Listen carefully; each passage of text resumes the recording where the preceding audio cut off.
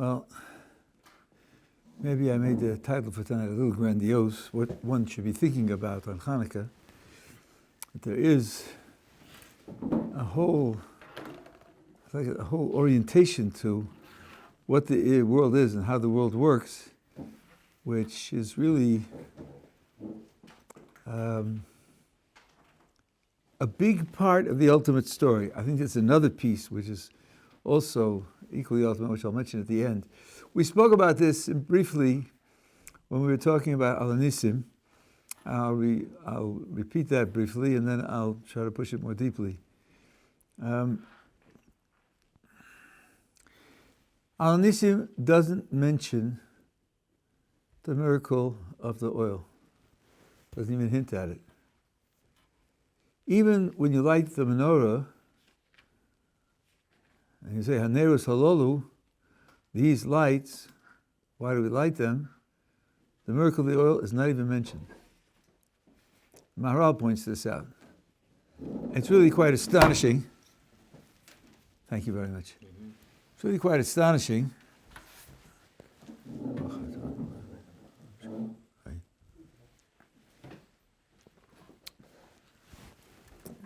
We think of Hanukkah as the time of the miracle of the oil. We light the menorah to remember it. And the Maharal says that the lesson is, of course, the miracle of the burning of the oil teaches a lot. It has a lot of meaningful inspiration. But one of the most important, in a certain sense, perhaps the most important thing to communicate is not how miracles work, but how miracles cast a light on the non-miraculous. Many years ago, I used to call this year the nature of nature. The Chazon Ish summed it up best in his Emunah B'Tochon. He says, I think this is also is one of his letters, the 35th letter, if I'm not mistaken. He says, nature is a name for the constant and repetitive activity of divine providence. And miracle is a name for divine providence when it expresses itself in actions that don't fit into patterns. But it's all divine providence, all of it. HaKadosh Baruch Hu doesn't go on vacation. Everything is under his direction. Not only control is a concept of power, which you can exercise or not exercise. No, it's under his direction. He's making things happen. Just that the vast majority of the time he makes things happen in patterns, and sometimes what he does doesn't fit into a pattern. But he's the one who's doing it. The purpose of a main purpose of the Hanukkah events was to teach us how to look at the war. The miracle was to tell us to look again and again at what looks like natural events and understand that they're really divine providence. And this fits together very well with an Avudraham, who says that at a certain point in the Greek oppression, which lasted for 50 years, they made a decree against Shabbos and circumcision and the instituting of the new month. And I understand that in the following way, that the Greeks believed in nature. For the Greeks, nature is everything. Even the gods are natural. They're part of nature. Nature is the totality of reality. It's absolute. It's necessary. It has to be the way it is. It couldn't be any other way. No beginning and no end. And for us, ultimately, the idea of nature is nothing. Because if, as the Chazon Ish says, nature to us just means the regular, repetitive activity of divine providence, and miracle is the divine providence expressing itself in events that don't fit into any pattern, the underlying reality is divine providence. And that's all there is. There's nothing other than divine providence. So it's a war of ideas from extreme to extreme, But for them, nature is everything. For us, nature as a force, as a power, as an explanation of why things happen is nothing. It counts for nothing.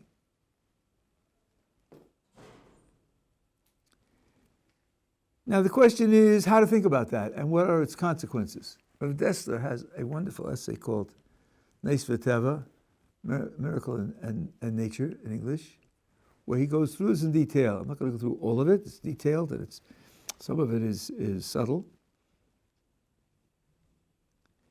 But the example that he gives of how to think about the world is a very powerful and challenging example. And what I'm going to tell you is something, if you're 30 or under, you have to go back and look at the history books. Once upon a time, movies were made by having a strip of plastic, and there were hundreds or thousands of pictures on the strip, and the pictures went one by one in front of a light, and the light projected the picture onto a screen, and the pictures went by so fast that what you saw on the screen was motion and events taking place. It was either 16 frames a second or 24 frames a second. Your eye doesn't take that many pictures a second.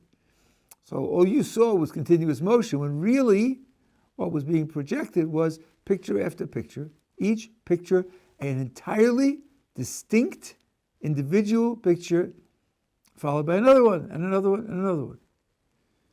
Rabbi says our world is like that.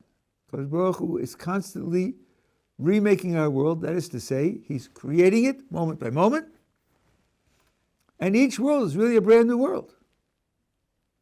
It's just that, just as it was in the frames of the movie, the pictures are so similar to one another and they go by so fast, you don't notice that it's separate pictures. Here too, it goes by, the creations go by so fast, it's impossible for us to discern the distinct creations, but they are distinct creations, moment by moment. I just want to put in as a footnote, I don't know if I'll get to this tonight to explain it, but I believe that the human soul is an exception to this picture. I just want to be on record that the soul is different. But everything else is being recreated moment by moment. And if Dessler draws from this a very deep implication. We think in terms of cause and effect. I hold the ball in my hand, I open my fingers, and the ball falls to the floor. That takes, let's say, a second. So, opening my fingers is one moment, and hitting the floor is a new moment. And we think opening my fingers, in the context of gravity, made the ball fall to the ground.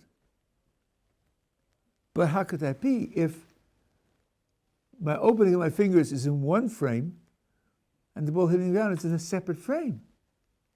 A separate picture on the reel. A separate moment of creation.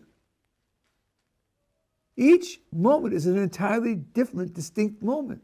No moment can have any influence on the next moment. Just like in the reel of pictures, a moving picture, the fact that this picture is here doesn't dictate what the next picture will be. The editor decides what pictures to put in. He can put in whatever he wants. Here, the creator can put in anything he wants. It means it cancels cause and effect. All you have, to go back to the Chazon Ish for the third time, is that some events fit into patterns and some events don't fit into patterns. But really, there's no such thing as cause and effect. They're just patterns.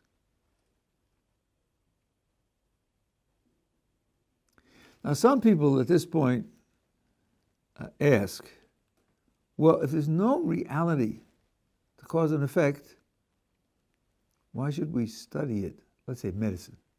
It isn't really the pill that makes you healthy. It isn't really the exercise that makes you strong. So why should I pay any attention to this stuff? Why should I deal with it at all? And here's the deep answer. Because the Kadosh Baruch Hu is committed to the patterns. He wants those patterns to be there. So if you fit into the first part of the pattern, you can be very confident, not perfectly certain, but very confident that the rest of the pattern will follow because he's committed for those patterns to exist. And there are deep reasons why he's committed for those patterns to exist, which I'll explain in a moment. So it isn't worthless to study them. You're not studying the ultimate reality, but you're studying material that can be relied upon.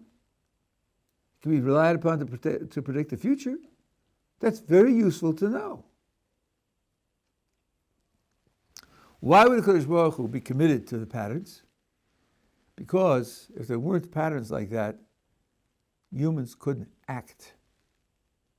They couldn't plan. They couldn't be responsible for their actions. There couldn't be any good or evil, good actions or good people. Everything would be chaos. I'll give you an example.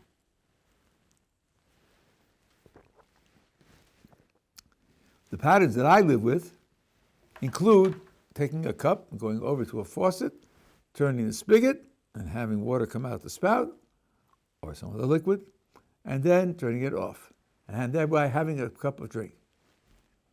That's the pattern that I live. Suppose the world were different. Sometimes when I did that, water comes out. Sometimes when I did that, smoke comes out. Sometimes when I did that, it plays music. Sometimes Beatles come out. There's no pattern. It's just every time something else happens. What would I do if I wanted a cup of water? Go to the house, spout? Why would I do that?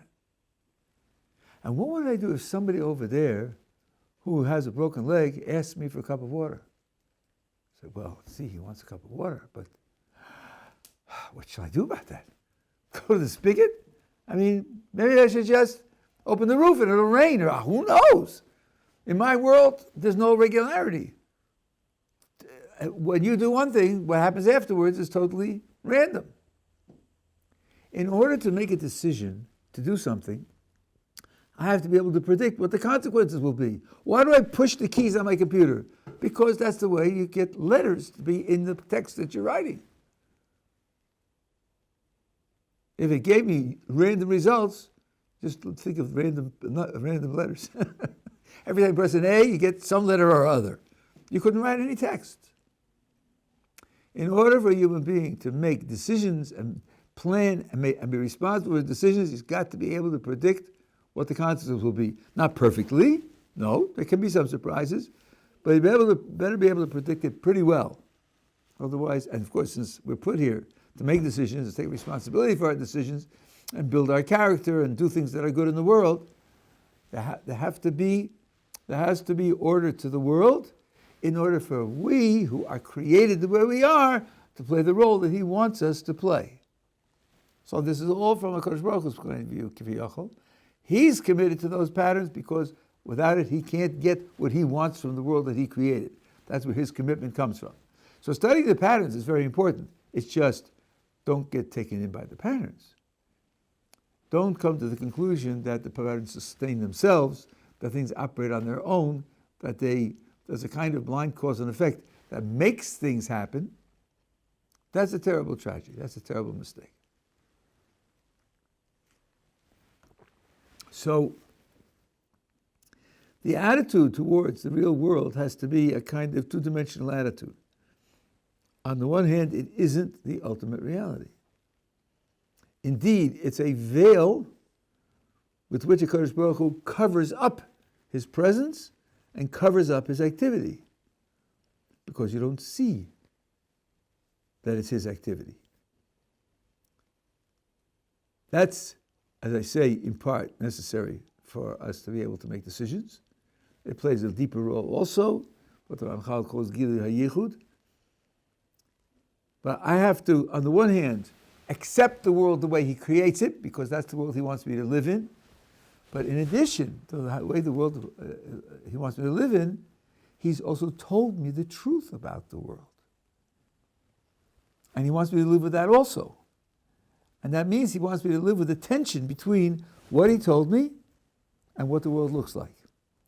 And if that sounds questionable to you, why would God, the simplistic way foolish, childish way to put it is, why would God deceive us by making a world that looks different from the way it really is? So I will give you two answers. First of all, I'll prove to you that he does it.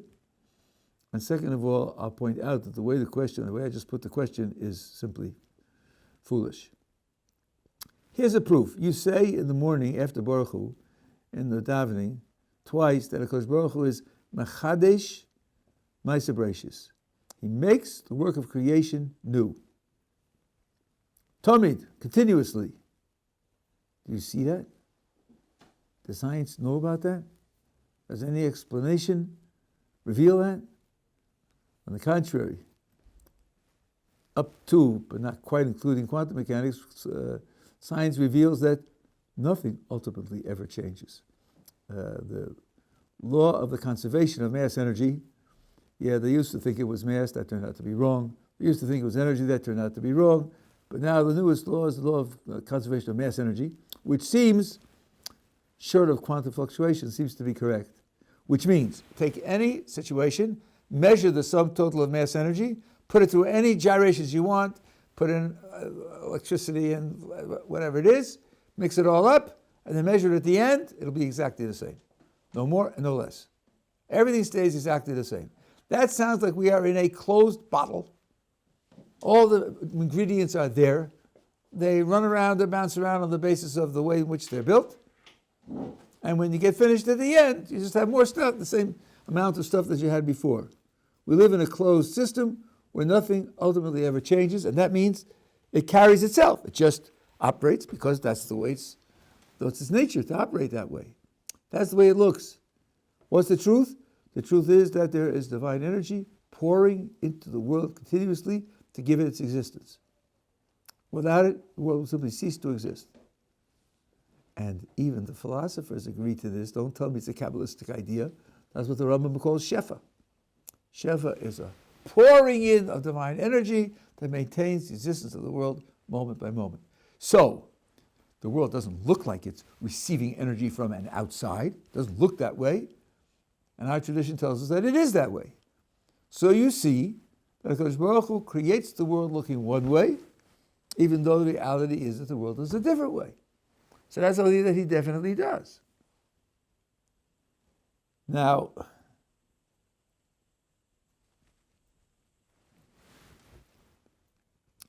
so the complaint can't be, right, the complaint can't be that he wouldn't do that sort of thing, because he definitely does it.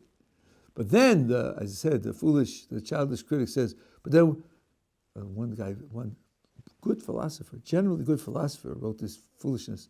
He said, then you're describing to me a jokester God. The guy likes to play jokes. You know, he makes the world look one way and you're all misled and fooled into thinking he is that way when it's really different. Well, no, not really, because he told us what it really is. He told us. You decided not to listen. You have a prejudice against certain sources of information. So you got it wrong. He's not playing a joke. You're dumb, deaf, and blind. You're turning your back on the extra evidence. Turning your back on what the Creator said he did when he makes the world. It's not his fault, it's your fault. If anything, you're a joker about investigating the world.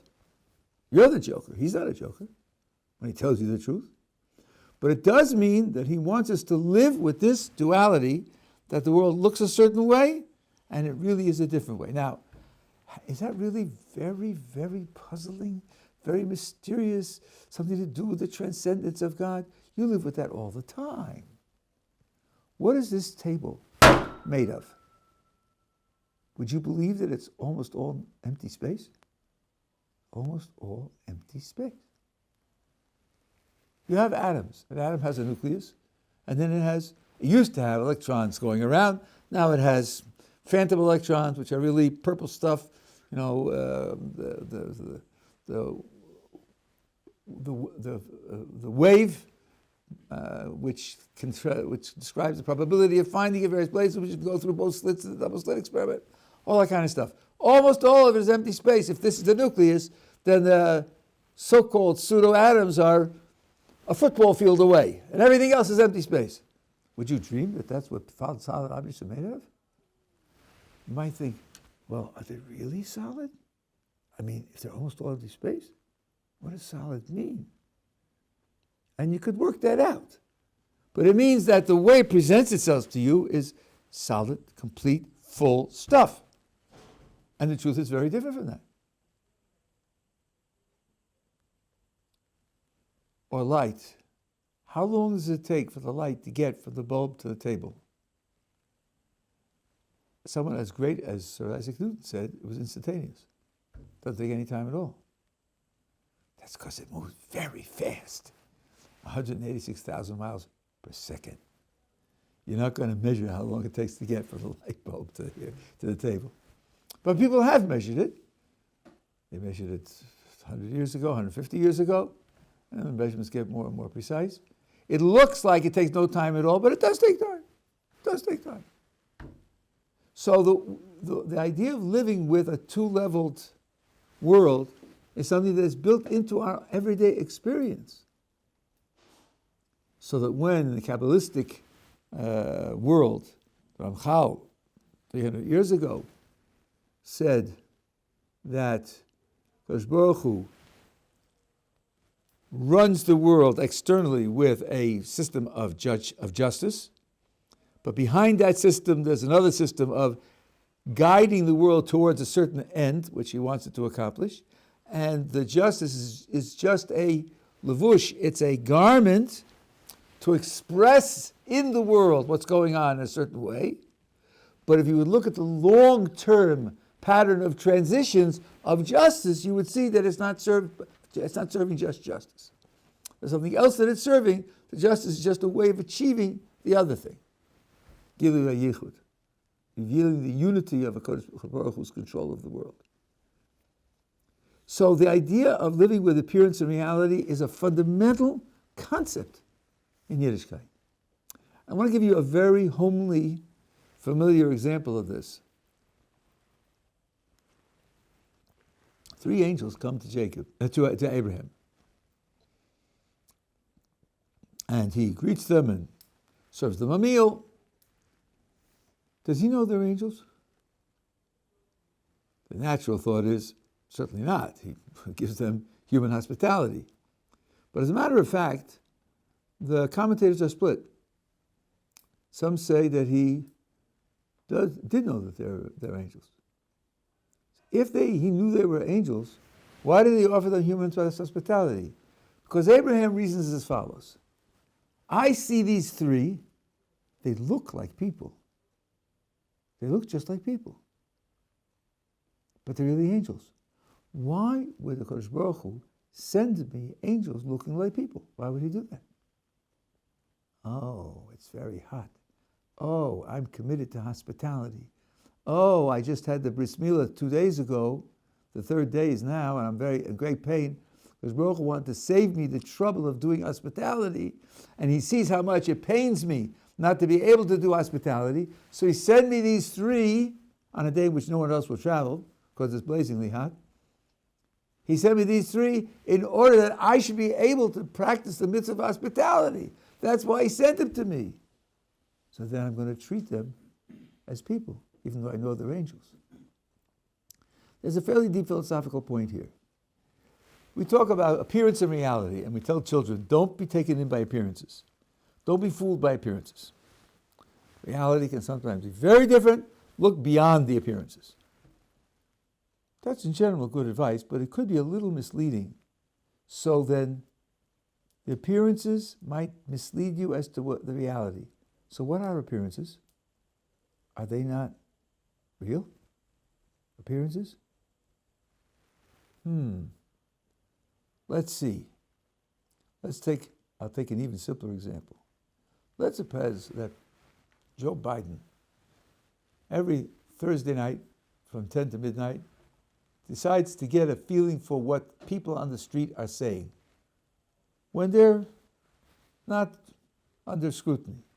So he dresses up in the costume of a bus driver with a beat-up hat and a slouch, and he walks around talking to people, listening to people. They won't recognize him, and then he can hear them say what they really think about things.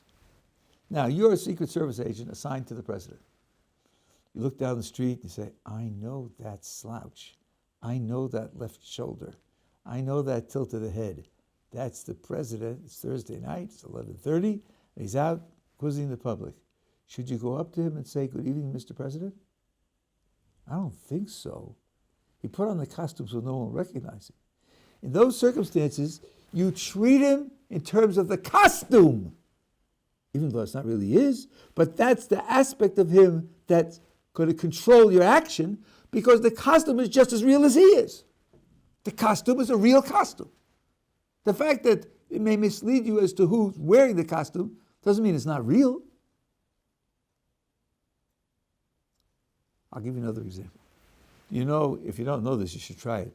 Fill a glass half full of water, and then put a knife in.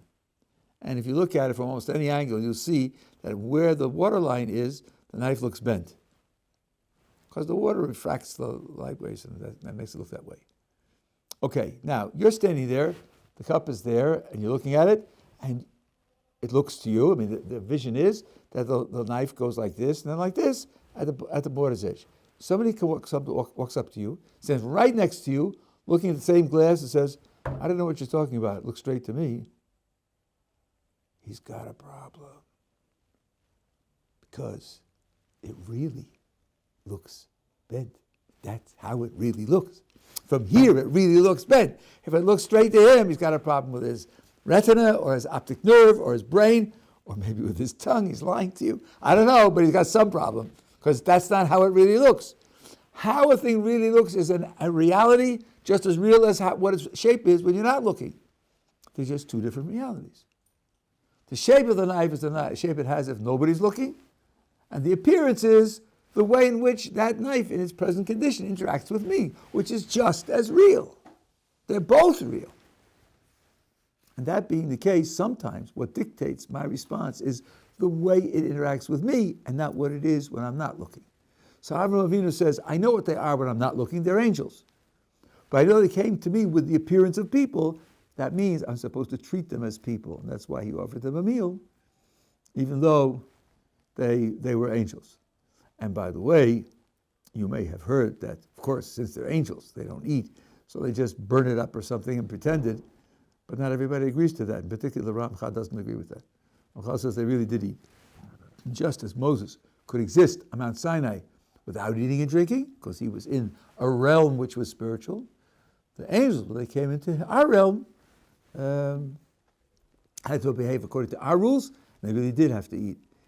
And there is a commentary that says when the angels wanted to contradict Moses and wanted to take the Torah for themselves, one of the claims against them was, you ate milk and meat. Because Abraham served milk and meat. Okay, that's a lot of extra material. So now, HaKadosh Baruch Hu wants us to live in a world where there is an appearance and a reality, and both of them are correct. Both of them are real. We work with this two-dimensional picture of HaKadosh Baruch Hu a lot because people are worried about contradictions. We know that HaKadosh Baruch Hu is all-powerful and all-knowing and perfection. And that being the case, he can't need anything. He can't want anything. He can't be missing anything. But then why did he create a world?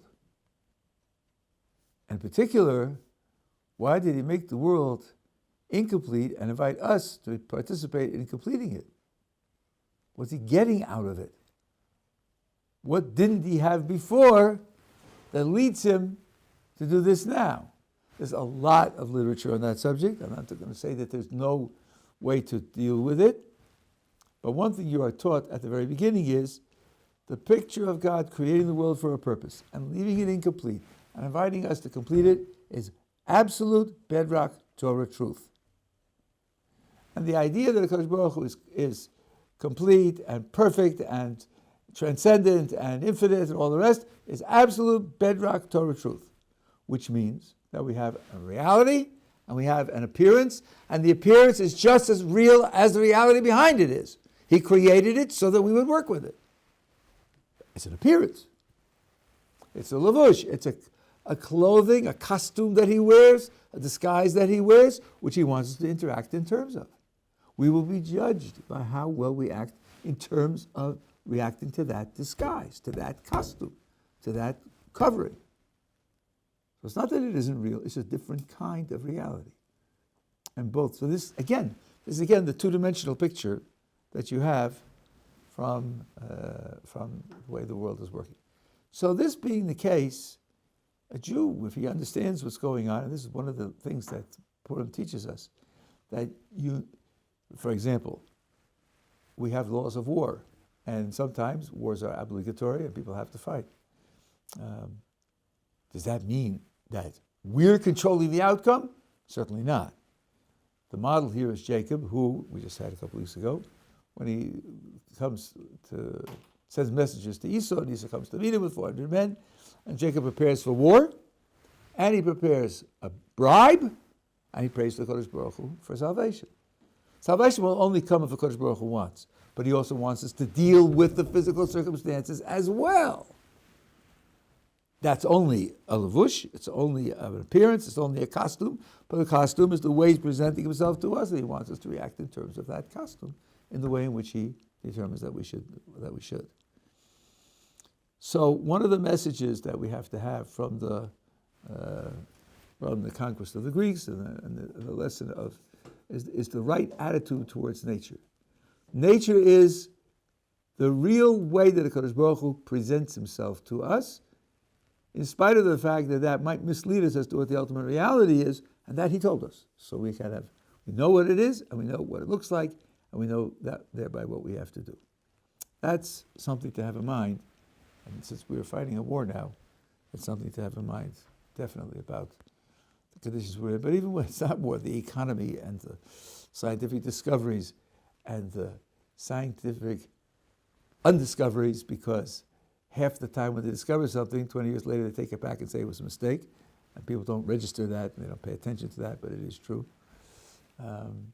All of that is orchestrated by HaKadosh Baruch Hu. Yeah. Can you describe nature one more time? What you just said. First of all, nature, the way the Chazon Ish put it, is the regular and repetitive operation of divine providence, as opposed to miracle, which is the operation of divine providence, providing events that don't fit into patterns.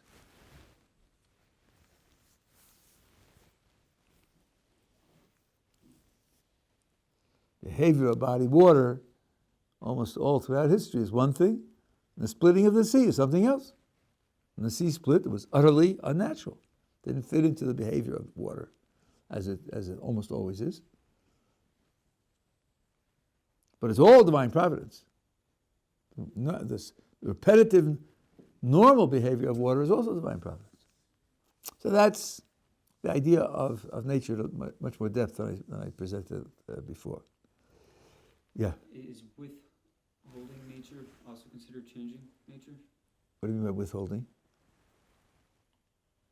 I mean, Hashem just takes away the ability of. If you would just take away, first of all, there's no. You see, according to this, there's no ability. If the world is being recreated moment by moment, he's doing everything. I'll say a few more words, because there is this common idea. There's the idea that Kodesh Baruch Hu created the world, including the laws of nature, went on vacation, surveys it and then from time to time decides to interfere. That's not the picture that I'm talking about now. It could be that nobody believes in that picture. Could be. Or some people compromise with that picture in certain ways. I'm writing a book on the subject at the moment.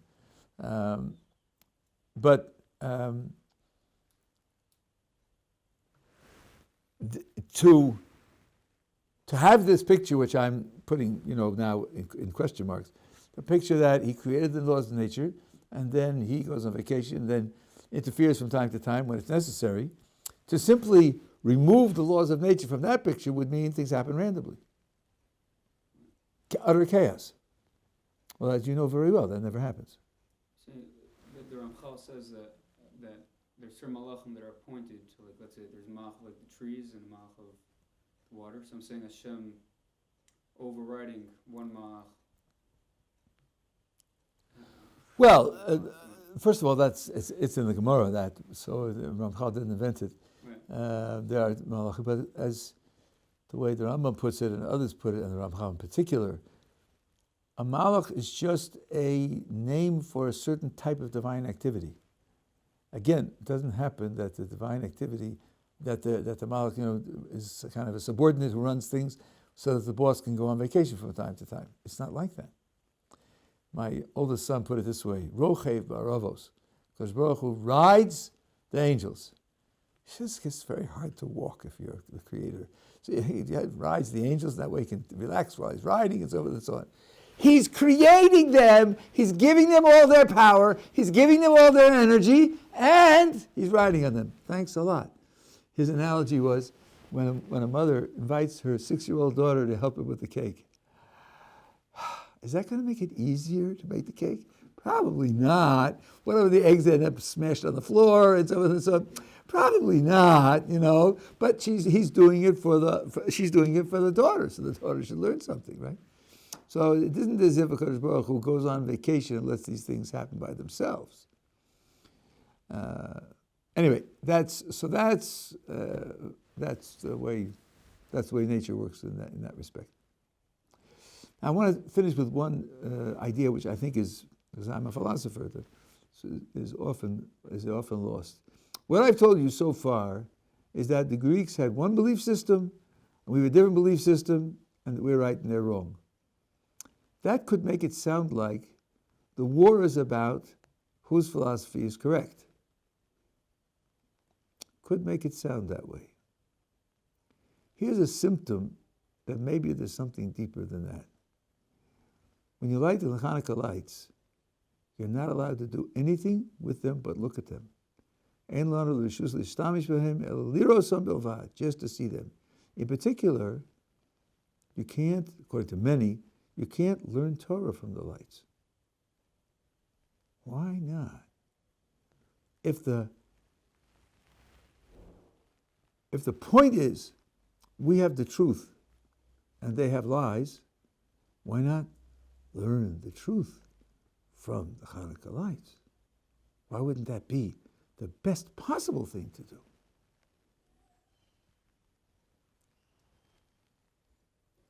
Because there's a deeper issue here.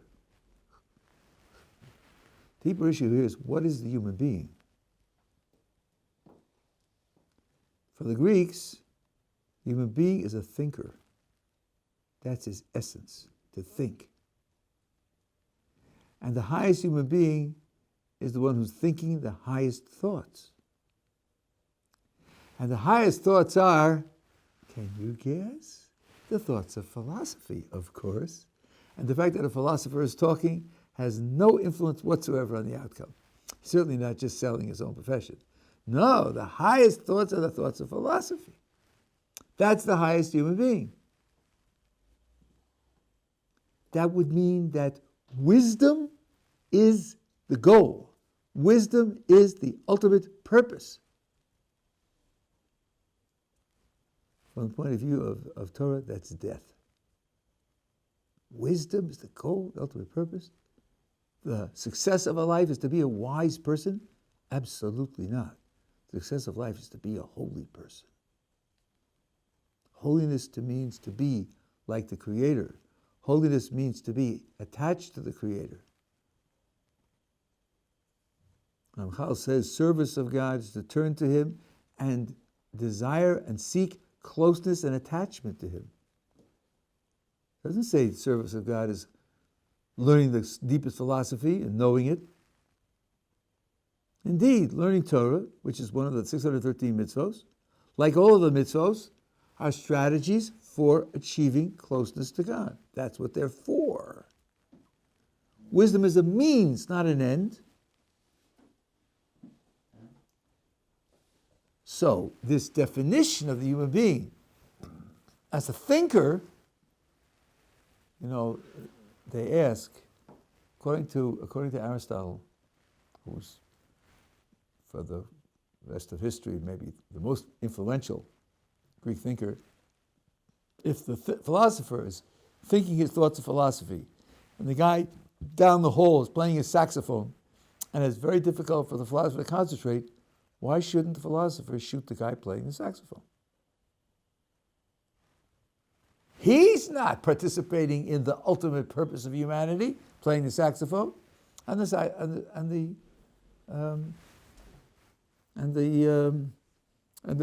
philosopher is. And yes, you can find passages which help you out, but it's not obvious that they're consistent. So we have to understand that the ultimate opposition is not between our thoughts versus their thoughts. The ultimate opposition is between what the human being is. For them, he's a thinker, and for us, he's not a thinker. So what is he? Well, Maharal says this on the basis of a very, very famous Unclus translation. It says, God breathed into Adam's nostrils. Now, I think this is a better translation, the breath of life. And he became a living soul, where the word nefesh there means soul. So in the Rambam's usage. And the Unclus translates, Ruach Mamalul became a speaking spirit. That's really remarkable. A speaking spirit, not a thinking spirit, a speaking spirit. Aristotle said the definition of a human being is a rational animal. You have an animal body and you have reason. Reason is a matter of having certain thoughts, a certain organization in your thoughts. Our source says speaking. So it says to Maharal, the difference between thought and speech is that thought is entirely in the mind, what we would call in the soul. Speech bridges the spirituality of the soul to the physicality of the body and the world. And it's that bridging of the spiritual into the physical that's the purpose of man. Because when you do that, you elevate the physical, you realize its potential for sanctity. Also, sanctity means connecting it to a Kodesh Baruch Hu. It's an enterprise of connecting everything, including your own human body and the surroundings, to a Kodesh Baruch Hu. That means that the philosopher isn't the highest human being. The highest human being is the one who uses his wisdom, he uses his philosophy to achieve this perfection of the world as a whole, which HaKadosh Baruch Hu created it for. And according to Ramchal, representing, in a sense, the Kabbalistic tradition, the whole of the world goes to Olam Haba. Not just the soul of a human being, it's the soul and the body together. Transformed, but it's the soul and the body together. And so do the mosquitoes go. Everything goes. Here you really have conservation. Nothing is lost from the world. It's all elevated, transformed into a perfect integrated unity, and joins, the whole creation joins its connection to Kodesh Baruch Hu in Olam Haba. So that's what we are here for, not just to think true thoughts or high thoughts. That, I think, is the deeper in the sense of more hidden conflict between us and them, and it's a fundamental difference in orientation. And when we are sometimes misled, attracted to the idea of intellectual brilliance and knowledge, and we fail to see it as a means, we have won the battle and lost the war. Yes, we have the right thoughts about nature, but we've lost the war because we've lost our grip on what the human being is. This has many implications in terms of Musar. Where did I just see this? I can't remember. The Gemara.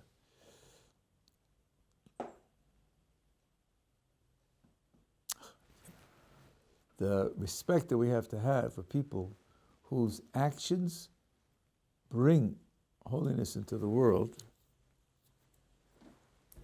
and one one major way, some would say perhaps the most important major way of bringing holiness into the world is through your study of Torah, through your understanding of Torah, through your teaching of Torah. But that means you have to study it and understand it and teach it so as to accomplish this. And it not be an end unto itself. But ask, how did the teaching bring people closer to HaKadosh Baruch Hu? That's got to be the bottom line. I remember my Rabbi Zatzal was speaking to teachers, and he said, what is the purpose of education? Purpose of education is to make Ovdei Hashem. That's the purpose. You don't measure your school by the brilliance of the students who came out of it. You measure your school by the intensity and depth of their service of HaKadosh Baruch Hu. That's what you are. The Shloach HaKodesh, his famous letter, which the women recite all the time, the men should recite also. The purpose of having children is that there should be more Torah mitzvahs in the world. You want to bring avodah into the world. Avodah is what's going to perfect the world. That has to be the goal. That has to be the bottom line. So, my Rebbe told me a story about a girl who had difficult home circumstances. She was in a high school here in Eretz Yisrael, and one day she violated the dress rule and she wore short socks. And the teacher said, "You don't look like a Beis Yaakov girl." That was the last time she was ever in a classroom, ever.